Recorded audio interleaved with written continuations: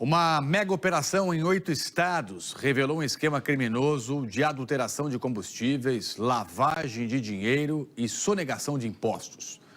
Essa investigação detalha a infiltração do crime organizado em toda a cadeia produtiva.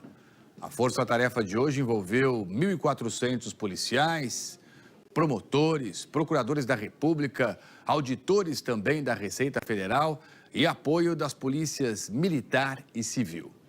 Vamos ao vivo aqui com o repórter Bruno Tavares. Ele traz todos os detalhes diretamente do Ministério Público de São Paulo. Bruno, bem-vindo e boa tarde. Boa tarde, Trali. Boa tarde a todos. O que se viu nas ruas de São Paulo e de outros 7 estados hoje de manhã é o resultado de um ano de investigação dessa força-tarefa composta, como você disse, Trali, por promotores, por policiais, por auditores da Receita Federal que investigam um esquema criminoso na produção, na distribuição e na comercialização de combustível no país. Esse esquema, segundo os investigadores, começava no porto de Paranaguá com a importação clandestina, ilegal, de produtos químicos que eram levados, em vez de para indústrias químicas, para postos de combustíveis. Lá eles eram usados para adulterar, para batizar gasolina e etanol. Esse mesmo grupo criminoso é suspeito de ter comprado 5 usinas de etanol no interior de São Paulo e também de constituir uma rede de distribuição desse combustível que contava com mais de 1.000 caminhões que rodavam o país sem respeitar regras de segurança, segundo a Polícia Rodoviária Federal, sem respeitar regras ambientais, transportando um produto altamente tóxico e também inflamável por várias estradas. Por fim, esse combustível chegava então a uma rede de postos, tanto postos próprios quanto de bandeira branca, onde eram comercializados. Para conseguir movimentar tanto dinheiro, toda essa estrutura, esses criminosos contavam com uma rede bancária paralela. Foi assim que a superintendente da Receita Federal aqui de São Paulo chamou esse esquema. Era um banco digital por meio do qual se fazia operações financeiras, tanto entre empresas quanto entre pessoas físicas e também fornecedores. Nessas contas, era impossível fazer o rastreamento do dinheiro. Eles também contavam com o apoio de fundos de investimento, usavam esses fundos de investimento, segundo os investigadores, para comprar empresas e também para fazer a blindagem patrimonial. A operação de hoje ocorreu em mais de 50 cidades. Uma das maiores operações da história do país contra a atuação do crime organizado no setor de combustíveis começou na madrugada. Essa operação não será medida apenas em apreensões, mas em bilhões de reais. E precisou de uma força-tarefa gigante com integrantes do Grupo de Atuação Especial de Combate ao Crime Organizado do Ministério Público de São Paulo, Polícias Federal, Civil e Militar, Ministério Público Federal, Receita Federal, Secretaria da Fazenda e Planejamento e Procuradoria-Geral de São Paulo e Agência Nacional do Petróleo. Os 1.400 agentes cumpriram 350 mandados de prisão e busca e apreensão em São Paulo, Espírito Santo, Goiás, Mato Grosso do Sul, Mato Grosso, Paraná, Rio de Janeiro e Santa Catarina. Os policiais apreenderam documentos e computadores em empresas, usinas, distribuidoras e rede de postos de combustíveis, corretoras, fundos de investimentos e fintechs. No estado de São Paulo, a gente já tem mais de 3.000 documentos apreendidos, uma centena de computadores, HDs, material probatório que vai reverter para essas investigações, com alguns núcleos comuns entre elas que apontam esse ecossistema ilícito. Em São Paulo, a tropa de choque da PM deu suporte aos agentes para cumprir mandados em um dos principais centros financeiros do país, a Avenida Brigadeiro Faria Lima, na zona oeste da cidade. Ali, os policiais cumpriram 42 mandados de busca e apreensão. No interior do estado, mais operações. Em Campinas, a Polícia Federal também apreendeu documentos, computadores e fizeram buscas neste carro. Em Paulínia, ali perto, agentes vasculharam uma casa e recolheram documentos. Já na área de São José do Rio Preto, foram 16 alvos em 4 cidades diferentes. Foram 156 mandados de busca aqui no estado de São Paulo, em que os policiais sequer sabiam do que se tratava a operação, tamanha a preocupação nossa com o vazamento de qualquer informação. Também foram cumpridos 5 mandados de busca e apreensão na zona oeste do Rio de Janeiro. Buscas e apreensões foram feitas no polo de Senador Canedo, região metropolitana de Goiânia. Ali funcionam várias empresas que armazenam e distribuem combustíveis. Em Santa Catarina, o GAECO cumpriu 3 mandados de busca e apreensão nas cidades de Itajaí e Criciúma. Fazem parte desta mega operação 3 grandes investigações, uma delas centralizada aqui em São Paulo, a Operação Carbono Oculto. O objetivo desta ação integrada é desarticular um esquema criminoso de fraudes e de lavagem de dinheiro no setor de combustíveis, que, segundo a Força Tarefa, era comandado pelo PCC e que lesava não apenas os consumidores, mas toda a cadeia produtiva e o sistema financeiro nacional. Segundo as investigações, o grupo criminoso sonegou quase 8 bilhões de reais em impostos federais, estaduais e municipais.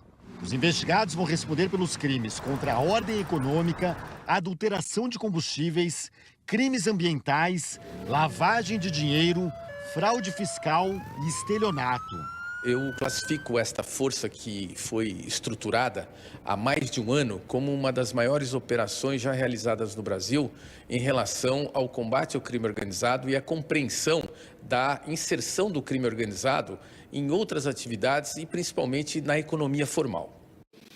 Você viu aí a importância, né, das polícias se organizarem, das organizações e corporações se comunicarem, da troca de inteligência, sentar junto, estruturar, compartilhar informação, pensar numa operação, aprofundar investigações, trocar informações exatamente para você fazer frente a essa questão tão grave no Brasil, que é o crime organizado. A gente está vendo aí Ministério Público, Polícia Federal, Ministério Público Federal, Receita Federal, uma união de esforços para enfrentar esse flagelo das organizações criminosas. E a polícia também cumpriu ordens de prisão, de busca e apreensão no Paraná.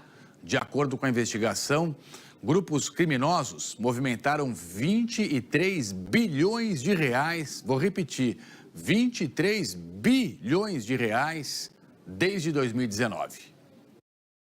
A Polícia Federal e a Receita Federal dizem que o esquema no Paraná usava centenas de empresas para lavar o dinheiro, entre elas postos de combustíveis e uma distribuidora.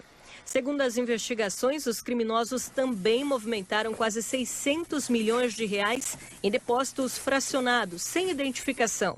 Foi uma forma de esconder a origem ilícita do dinheiro. Também há o registro de 121 empresas que transferiram quase 1,5 bilhão de reais para as contas da distribuidora de combustíveis, sem justificativa nem documentação.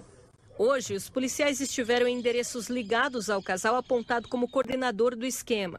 Eles apreenderam carros, relógios e dinheiro vivo. Este cofre ficava dentro de um escritório. O casal está foragido. As investigações ainda descobriram que o grupo adulterava combustíveis e fraudava a quantidade repassada e vendida aos clientes. O volume repassado era menor do que aparecia na bomba. A Receita ainda diz que aqui em Curitiba e região metropolitana, ao menos 46 postos estão envolvidos no esquema. A questão da lavagem de dinheiro, que é a questão principal, ela é utilizada através de ações econômicas simuladas, digamos, inexistentes de fato. Mas, ao mesmo tempo, como eles tinham esse acesso a esses postos de combustível, eles aproveitavam para obter recursos de outras formas, através da adulteração dos combustíveis e das bombas de combustível. Então, essa seria uma forma de arrecadação adicional, digamos, né? As autoridades dizem que o grupo também cometia fraudes na importação de produtos químicos, como o metanol. Como a destinação física deles seriam os postos de combustíveis, a hipótese mais plausível é que eles realmente fossem misturados com elementos, com gasolina, com álcool, para fazer essa adulteração. Em 6 anos, teriam movimentado 23 bilhões de reais. O grupo também estaria envolvido com suspeitos já citados em esquemas de fraudes de combustíveis em São Paulo e no Rio. pessoas que têm ligações com facções criminosas. O que você está observando aqui com a gente é que esses grupos criminosos faziam de tudo um pouco. Então, desde a sonegação de impostos até um esquema totalmente fraudulento de compra e venda de nota fiscal, a adulteração de álcool com metanol para conseguir vender no bico da bomba e fraudar o consumidor final. Então, era um esquema que envolvia uma série de crimes que acabavam se intercomunicando, ou seja, um crime favorecia o outro. E você vai ver agora, numa reportagem especial, como é que funcionava esse mercado criminoso. Bruno Tavares explica aqui pra gente. O esquema começava com a importação pelo porto de Paranaguá de 2 produtos estratégicos: a nafta, um derivado do petróleo, e o metanol, um tipo de álcool. Oficialmente, os carregamentos tinham como destino a indústria química e os fabricantes de biocombustíveis. Mas, na prática, eram levados por caminhões-tanque até postos de combustíveis, onde eram usados para batizar gasolina e etanol, o que é proibido. Motoristas que abasteciam nesses postos pagavam mais barato, achando que estavam comprando combustível, mas, na verdade, colocavam no tanque um produto que estraga o motor do carro. O metanol é um solvente químico extremamente tóxico, extremamente perigoso, que tem restrição na ANP para conter apenas 0,5% em combustíveis, por exemplo, na gasolina. Não obstante, fiscalizações no estado de São Paulo apontam alguns postos com até 90% de metanol, o que é extremamente arriscado para as pessoas, para os veículos, para o meio ambiente. Quem fazia o transporte desses produtos químicos, tóxicos e altamente inflamáveis era a G8 Log. A empresa criada pelo grupo criminoso tem uma frota de aproximadamente 1.000 caminhões. Inspeções feitas pela Polícia Rodoviária Federal verificaram que esses caminhões-tanque cruzavam as estradas do país sem respeitar as normas de segurança e de proteção ao meio ambiente. Segundo a Força Tarefa, o grupo também aproveitou a crise financeira vivida pelos fabricantes de etanol do interior de São Paulo e comprou pelo menos 5 usinas. Entre elas, as gigantes Itajobi e Virgulino de Oliveira, na região de São José do Rio Preto. Segundo a investigação, as usinas foram compradas em nome de laranjas, mas pertenceriam a Mohamed Hussein Murad. Mohamed é dono de uma formuladora de combustível, de uma rede de distribuição e de postos de combustíveis. Segundo a polícia, ele é investigado há quase 10 anos por chefiar um esquema de sonegação fiscal que coloca as empresas dele como uma das maiores devedoras de impostos do país. Para conseguir movimentar quantias bilionárias sem chamar a atenção das autoridades, os promotores descobriram que o grupo se valia de uma estrutura financeira complexa. As transações financeiras eram feitas no BK Bank. A Força Tarefa afirma que o dinheiro ilícito circulava nas chamadas contas bolsão para garantir que os nomes dos clientes e a origem dos valores não aparecessem para os órgãos de fiscalização. Dados da Receita Federal mostram que a organização criminosa movimentou 46 bilhões de reais em 5 anos só em um único banco digital. Nós conseguimos perceber claramente que essas fintechs envolvidas nessa operação, elas bancarizaram dinheiro do crime organizado. E uma vez dentro do sistema financeiro, dificilmente algum de nós vai questionar, né, quando recebe um pagamento, quando vende um bem que está vindo de dentro do sistema financeiro, se aquele dinheiro veio de origem regular ou irregular. A Força Tarefa descobriu que grande parte do dinheiro era aplicado em fundos de investimentos administrados pela REAG, uma das maiores gestoras independentes do país, listada inclusive na Bolsa de Valores de São Paulo. O patrimônio de ao menos 40 fundos somava 30 bilhões de reais. Era por meio desses fundos que o grupo comprava as empresas e blindava o patrimônio. A quadrilha chegou a adquirir um terminal portuário no Paraná e mais de 100 imóveis. Entre eles, 6 fazendas no interior de São Paulo e uma casa em Trancoso, na Bahia, avaliados em mais de 40 milhões de reais. Nós diríamos que há um paraíso fiscal hoje no Brasil, formado por fintech. A fintech ela não tem agência, né, bancária. Como é que o dinheiro entra ali? Por meio de contas bolsão dentro de instituições financeiras normais. Só que essa conta está em nome da fintech, não está em nome do real destinatário. Então, nós não temos informação de quem é aquele titular do dinheiro. Quem tem essa informação é a própria fintech. E, a partir daí, ela pega esses valores e repassa para gestores de bens que investem em algum fundo. E essa empresa que tem uma lavagem de dinheiro aí, adquire bens, adquire mais de 1.500 caminhões, mais de 350 veículos leves que nós estamos vendo nessa operação. Os investigadores descobriram que o grupo vendia o combustível adulterado numa rede de postos própria e sem bandeira. Como o posto ainda é um comércio que movimenta muito dinheiro em espécie, também era usado na lavagem de dinheiro. Segundo a Força Tarefa, foi assim que se estabeleceu uma relação entre o grupo de empresas e integrantes do PCC. Ao longo da investigação, se descobriu que traficantes de drogas da facção apareciam como donos desses postos e de lojas de conveniência. E que empresários foram pressionados a vender seus postos para o grupo. Eles relataram que não só levaram um calote, como ainda foram ameaçados de morte caso fizessem qualquer tipo de cobrança. A Reag Investimentos e a Ciabrasf, Companhia Brasileira de Serviços Financeiros, informaram que estão colaborando com as autoridades e que estão à disposição para prestar qualquer esclarecimentos necessários. Nós procuramos a defesa de Mohammad Hussein Mourad. Até agora não tivemos nenhum retorno. Se tiver, eu trago aqui para você. Assim como não conseguimos contato ainda com a BK Bank e nem com a G8 Log. Você acompanhou aí na reportagem, facção criminosa se infiltrou na cadeia produtiva do álcool. E aí eu estava conversando com diversas fontes que trabalham nessas investigações já tem mais de um ano.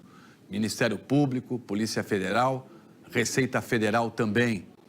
Integrantes do PCC estavam presentes em várias etapas desse processo, se comunicando com grupos criminosos diversos.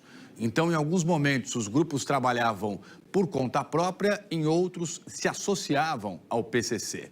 E aí envolve desde a compra de fazenda de cana-de-açúcar, passando pela compra de usinas, transportadoras para você levar todo o combustível até chegar, portanto, aos postos, onde também esses grupos criminosos compraram centenas de postos. As investigações mostram que esses bandidos, eles coagiam, ameaçavam agricultores, empresários do interior de São Paulo para vender as suas propriedades. E aí as pessoas, obviamente, ameaçadas, sem ter para onde correr, pagavam, recebiam pagamento em dinheiro à vista, muitas vezes subfaturado, ou seja, os valores eram bem menores do que o bem, de fato, estava estimado no mercado.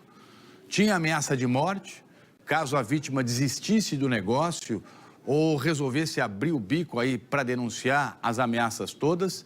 E suspeita até mesmo de incêndios criminosos em fazendas e empresas, exatamente para forçar que os seus donos, pessoas lícitas que trabalhavam dentro da legalidade, pagando imposto, vendessem as suas propriedades para esses grupos criminosos. Ou seja, uma tática mafiosa de dominação de território.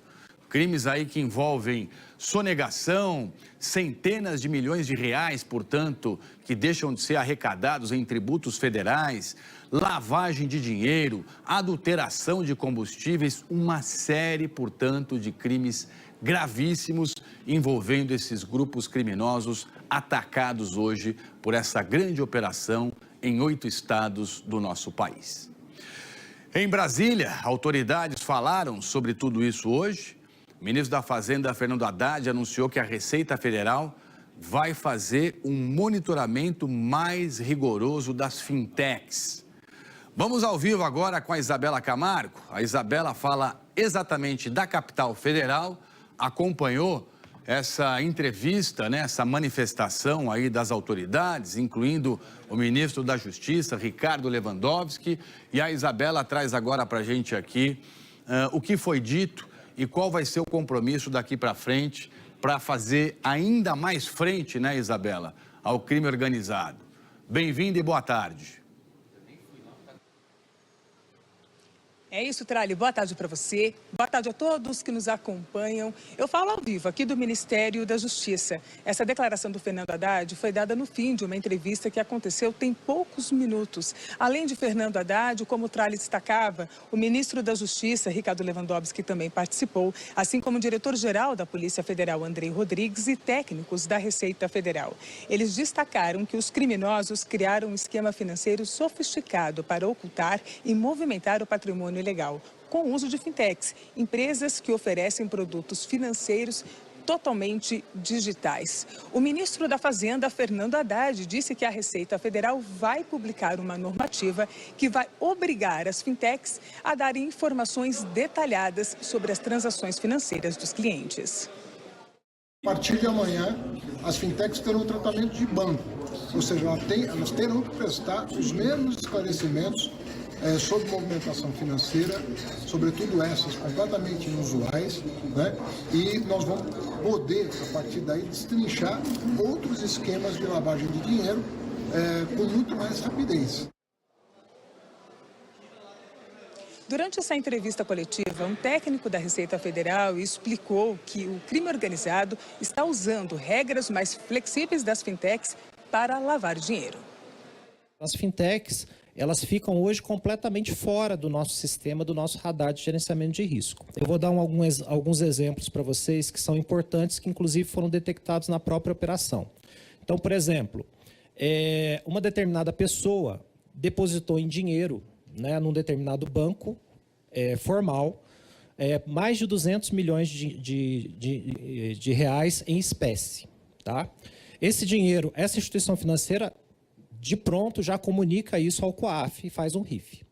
Qual é o problema? Quando essa pessoa física deposita esse dinheiro, que era inclusive dinheiro produto do crime organizado, ela deposita não em nome dela, da pessoa física, ela deposita em nome de uma fintech. Então, como é que a Receita detectou isso? Fiscalizando essas fintechs dentro da contabilidade, buscando rastrear isso. Só que isso acaba levando muitos meses, muitos anos. Se a gente tivesse isso no sistema, de forma mais organizada, a gente poderia evitar esse trabalho todo e pegar mais fintechs do crime organizado.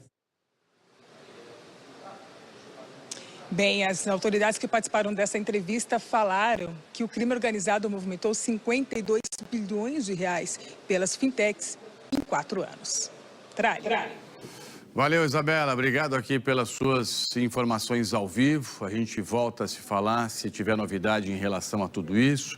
Eu lembro aqui para você, né, que tem, enfim, foram 14 ordens de prisão expedidas pela Justiça Federal e foram cumpridas até agora 6 prisões. Então, há, portanto, aí um grupo grande ainda de alvos dessa operação que não foi encontrado. São agora, portanto, considerados foragidos. A Polícia Federal até vai investigar a suspeita de vazamento de informações em relação às operações de hoje. Mas fato é que houve aí, portanto, um trabalho grande da Polícia Federal, da Receita Federal também, aqui em São Paulo, no Paraná, exatamente para ir para cima desses grupos criminosos. E a gente espera que as investigações avancem e que consigam cumprir essas ordens de prisão envolvendo gente graúda que participou ativamente aí dessas fraudes bilionárias em relação ao setor de combustíveis e que, de certa forma, tudo isso acaba lesando o país, porque é dinheiro que deixa de ser arrecadado em impostos, que poderia estar sendo aplicado exatamente na segurança pública, na educação, na saúde, no saneamento, em tanta coisa que a população brasileira está precisando.